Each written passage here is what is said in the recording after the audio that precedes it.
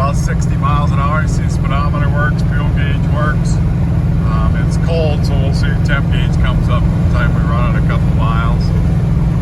It goes down the road pretty nice. I got a little pull to the left right now, just to let you know, but it's got old bias ply tires on it, I believe, so that could be where that comes from.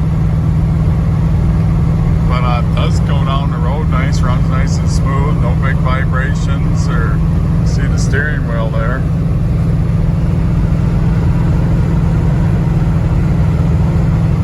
See, it even had a clock. Clock doesn't work, which that's not out of the ordinary, but the radio works.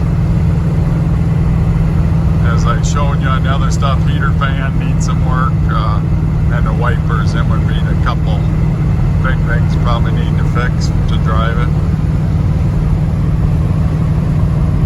There you can see our temp gauge working, starting to come up.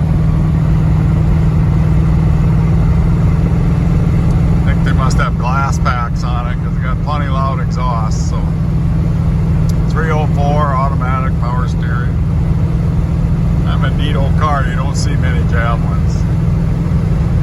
So this would be a fun one to put some finishing touches on, make it a little nicer for over the winter. You wouldn't have to do a full-blown restoration right away.